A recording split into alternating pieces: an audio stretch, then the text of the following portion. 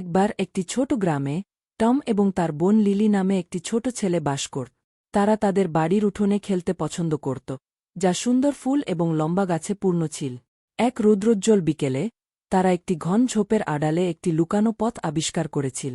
কৌতূহলী টম এবং লিলি পথ অনুসরণ করার সিদ্ধান্ত নিয়েছে।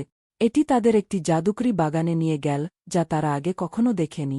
বাগানটি সবচেয়ে প্রাণবন্ত ফুল, ঝলমলে স্রোত এবং রঙিন প্রজাপতিতে ভরা ছিল। বাগানের মাঝখানে সোনালি পাতা সহ একটি মহিমান্বিত গাছ দাঁড়িয়েছিল। গাছের কাছে যেতেই তারা একটি মৃদু কণ্ঠস্বর শুনতে পেল। স্বাগত, টম এবং লিলি। আমি ম্যাজিক গার্ডেনের অভিভাবক।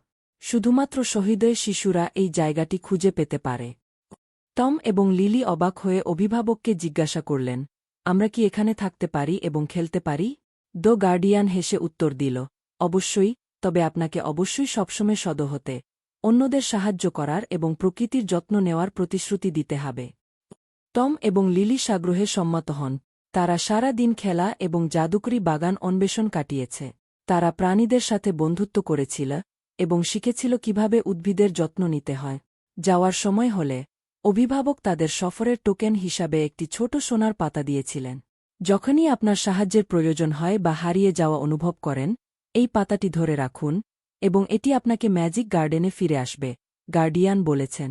টম এবং লিলি অভিভাবককে ধন্যবাদ জানিয়ে বাড়ি ফিরে তাদের হৃদয় আনন্দ এবং বিস্ময়ে পূর্ণ।